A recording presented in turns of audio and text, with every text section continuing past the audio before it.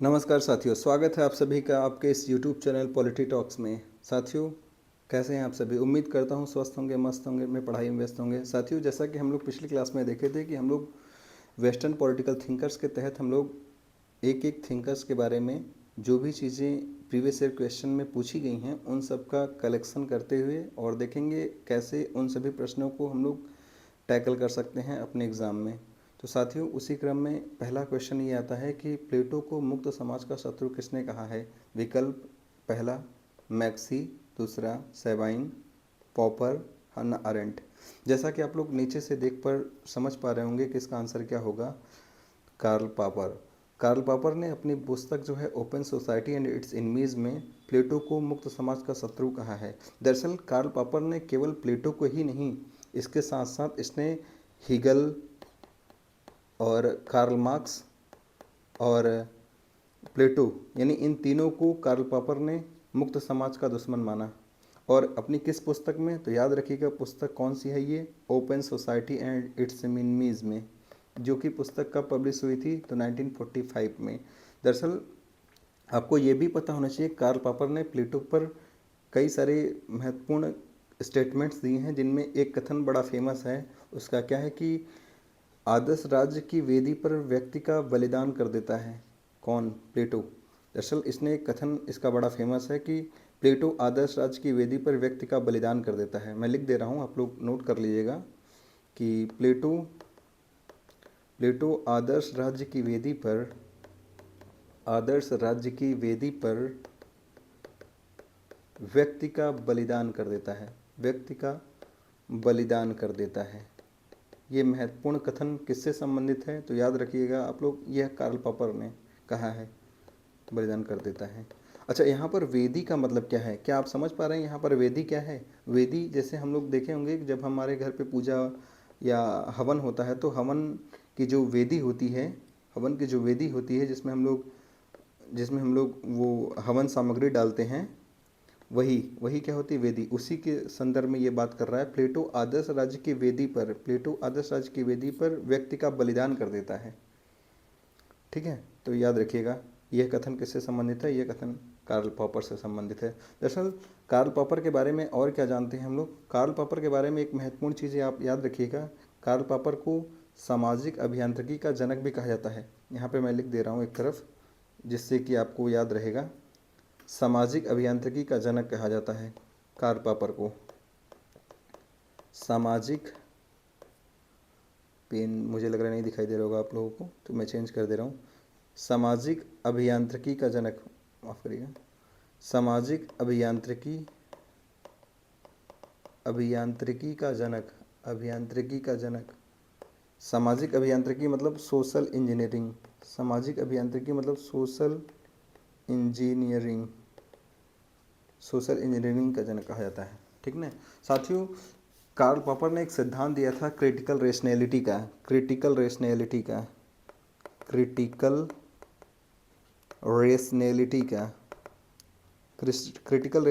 क्या है? ये आलोचनात्मक तर्कवाद की बात करता है। आलोचनात्मक तर्कवाद के तहत ये क्या कहता है कि यदि किसी सिद्धांत का मूल्यांकन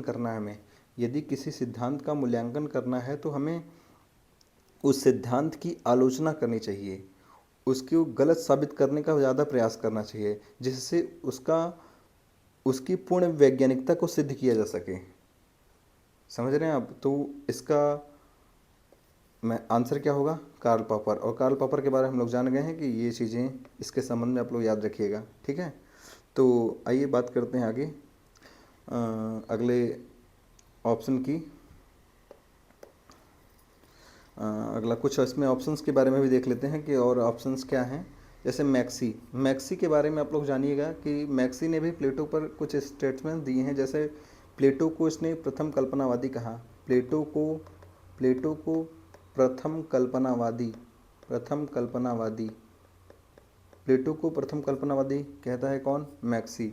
ठीक है, तो और बात करते हैं सेबाइन ने भी प्लेटो पर स्टेटमेंट दिए। जैसे इसने क्या कहा है? रिपब्लिक को प्रथम कल्पनावाद मानता है। ये रिपब्लिक को प्रथम कल्पनावाद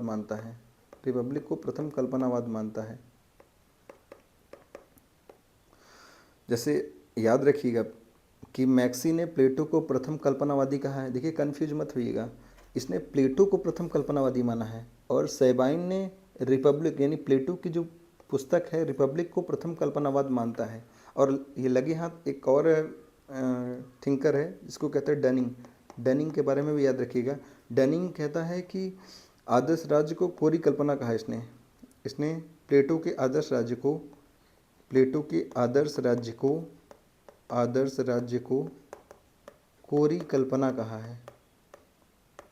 देखो स्टेटमेंट बहुत इंपॉर्टेंट है, आपको ये याद होना चाहिए कि ये दे देगा एग्जाम में कि प्लेटो के आदर्श राज्य को कोरी कल्पना किसने कहा है, तो आपको याद रखना होगा कौन कहा है, डेनिंग। तो ऐसे पूछ सकता है रिपब्लिक को प्रथम कल्पनावाद कौन मानता है, सेबाइन।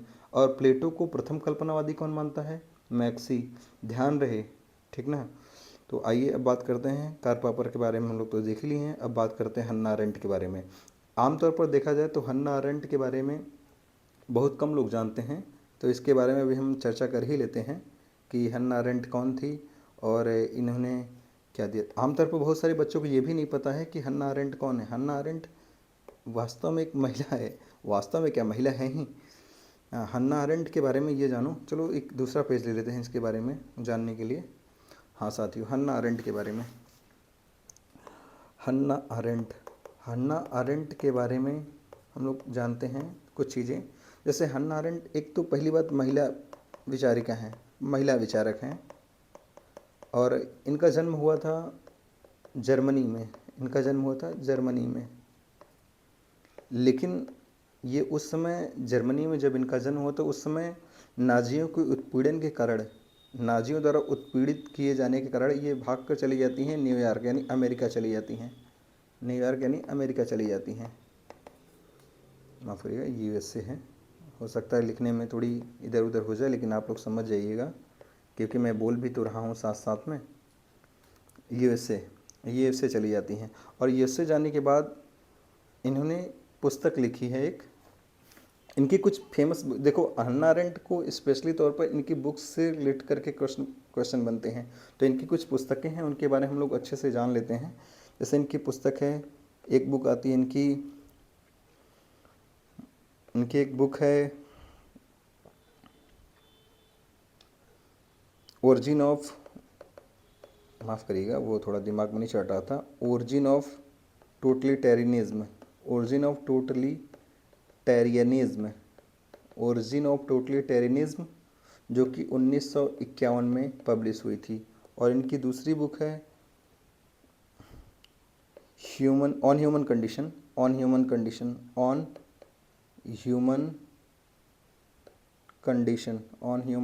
कंडीशन, जो कि 1958 में आई थी, ठीक है। और इनकी अगली बुक है बिटवीन पास्ट एंड फ्यूचर। साथियों उम्मीद करते हैं आप लोग जो है पेन पेंसिल ज़रूर लेकर रखिएगा, क्योंकि ये सब इम्पॉर्टेंट है। इनको एक साथ आप नोट किए रहेंगे तो ये आपके लिए ज़्यादा बेहतर होगा। जो कि 1961 में रिलीज़ हुई थी, माफ़ करिए रिलीज़ यानी पब्लिश हुई थी। और अगली बुक है ऑन रिवोल्यूशन। हालांकि इनके अलावा और भी पुस्तकें हैं, लेकिन जो फेमस पुस्तकें हैं हम उनकी बात कर रहे हैं यहाँ पर, जो एग्ज़ाम में कई बार आ चुकी हैं। ऑन रिवोल्यूशन जो कि 1963 में आई थी। अच्छा, ये हम कैसे याद रख सकते हैं सर इन पुस्तकों को? देखो इन पुस्तकों को याद रखना बड़ा आसान है, बशर्ते हम किस तरीके से याद रखते हैं। देखो इनकी एक पुस्तक है क्या, पहली पुस्तक है ओरिजिन ऑफ टोटलिटेरियनिज्म, जो कि यहाँ से जाने के बाद ये यानी जब ये जर्मनी से भागकर न्यूयॉर्क जाती हैं यानी अमेरिका जाती हैं, तो अमेरिका जाने के बाद ये वहाँ पर एक पुस्तक लिखती हैं 1951 में। उस पुस्तक का नाम है ओरिजिन ऑफ टोटलिटेरियनिज्म यानी सर्वाधिकारवाद का उदय। सर्वाधिकारवाद मतलब नाजीवाद और स्टालिनवाद का उदय कैसे होता है, उसके बारे में ये वहाँ पर चर्चा करते हैं इस पुस्तक में, ठीक है। और दूसरी पुस्तक है उनकी ऑन ह्यूमन कंडीशन 1958 में, जो कि बहुत इंपॉर्टेंट है। अगली पुस्तक है बिटवीन पास्ट एंड फ्यूचर, जो कि 1961 में आई थी। और इसके बाद ऑन रिवोल्यूशन 1963 में है। और साथियों ये पुस्तक कैसे आपको याद हो सकता है, तो देखो मैं जैसे याद रखा हूँ और आप भी उसी तरीके से याद रखते हैं। जैसे ओरिजिन यानी अपना एक ट्रिक बना लेते हैं हम लोग, जैसे मैं बनाया हूँ याद रखने के लिए, आप भी उसी तरीके से याद रख सकते हैं।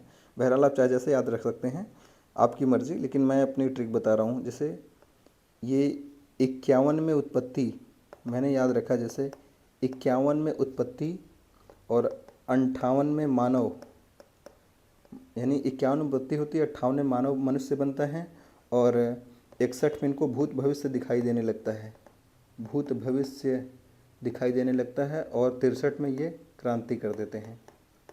समझिएगा ध्यान से, यानी क्या कहना चाह रहे हैं हम, यानी 51 में उत्पत्ति होती है, 58 में ये मानव बन जाते हैं, 61 में इनको भूत भविष्य दिखाई देने लगता है और 63 में क्रांति हो जाती है। तो ऐसे देखो, ओरिजिन ऑफ टोटलिटरिज्म यानी 51 में उत्पत्ति, 51 में ओरिजिन यानी उत्पत्ति, 51 में उत्पत्ति होती है, 58 में मनुष्य बनते हैं, ह्यूमन यानी मानव।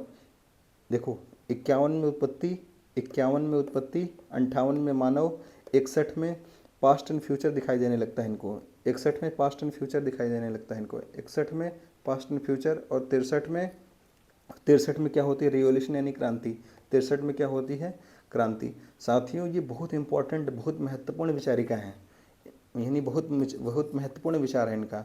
और इनका एक अभी प्रश्न, एक प्रीवियस क्वेश्चन में पूछा गया था कि ये राजनीति को क्या मानती हैं।